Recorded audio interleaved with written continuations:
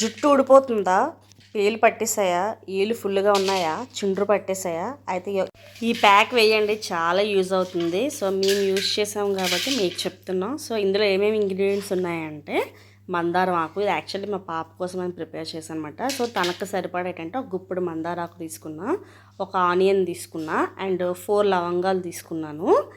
Next వచ్చేసి కలబంద ఉంటే కలబంద వేసుకోండి. నేను వేయలేదు, ఎందుకంటే పాపకి ఎప్పుడు పెట్టలేదని చెప్పేసి నేను వేయలేదు అనమాట. నెక్స్ట్ వచ్చేసి కొద్దిగా గుప్పెడి కరివేపాకు, నెక్స్ట్ మెంతులు మెయిన్ ఇంగ్రీడియంట్ అనమాట. నైట్ మొత్తం నానబెట్టుకోండి, మార్నింగ్ చక్కగా మెంతు వాటర్ ఫ్రెష్ వాటర్లో నానబెట్టుకుంటే వాటర్ తాగేసి చక్కగా ఆ మెంతుల్ని ఇందులో వేసేయండి. మెంతులు చాలా చాలా అండ్ ఒక 4 మందార పువ్వులు కూడా వేసుకోండి, రెడ్ కలర్. సో ఇంకా బాగా మెత్తగా, ఇంకా అసలు అంటే స్నానం చేసిన వచ్చేసేలాగా అంత మెత్తగా రుబ్బేసుకోండి. నేను చూపిస్తున్నాను కదా ఈ విధంగా. సో ఇలాగా రుబ్బుకోవడం వల్ల ఏంటంటే మనం హెడ్ బాత్ చేసినా సరే చాలా ఫాస్ట్గా హెయిర్ నుంచి వదిలేస్తుంది అన్నమాట. స్కూల్కి వెళ్ళే పిల్లలకి ఏంటంటే ఎక్కువగా పేలు చుండ్రు అనేది కామన్, ఎందుకంటే పక్కన పిల్లలు ఉంటారు, ఒకరి నుంచి ఒకరికి స్ప్రెడ్ అవుతూ ఉంటాయి. సో మా పాపకి అలాగే ఎవరి నుంచి స్ప్రెడ్ అయ్యో తెలియదు, కానీ పేలైతే పట్టేసాయి, తర్వాత ఈళ్ళు కూడా పట్టాయన్నమాట.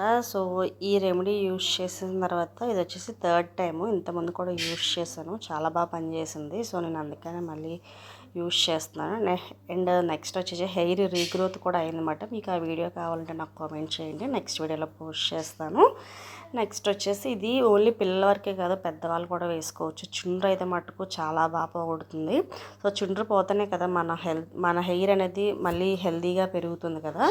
సో చుండ్రు కూడా చాలా బాగా పోతుంది. వైట్ హెయిర్ ఉన్న వాళ్ళైతే చక్కగా గోరింటాకు కొద్దిగా వేపాకులు కూడా వేసేసి మీరు ఇలా మిక్సీ పట్టించేసి ఇలా బుర్రకి ఇలాగ 3 పార్ట్స్కి డివైడ్ చేసి ఎవ్రీ పార్ట్కి మొత్తం అంతా స్ప్రెడ్ అయ్యేలా పెట్టుకొని ఒక 45 మినిట్స్ ఉంచేసి తర్వాత గోరువెచ్చటి నీళ్ళతో స్నానం చేయండి. మరి వేడివేడి ఎసరలాంటి నీళ్ళొద్దు. అండ్ ఇది పెట్టుకునేటప్పుడు హెడ్ బాత్ చేశాకే పెట్టుకోండి. స్నానం చేసేటప్పుడు ఇంకా షాంపూ పెట్టకుండా ఉత్తి వాటర్తో క్లీన్ చేసేసుకొని మీకు కావాలంటే నెక్స్ట్ డే షాంపూ పెట్టి స్నానం చేయండి. చాలా బాగా వర్క్ అవుతుంది పేలుకి, చుండ్రుకి, తర్వాత హెయిర్ ఫాల్ కూడా కంట్రోల్ అవుతుంది. చాలా చాలా బాగా యూజ్ అవుతుంది. ఒక్కసారి ట్రై చేయండి.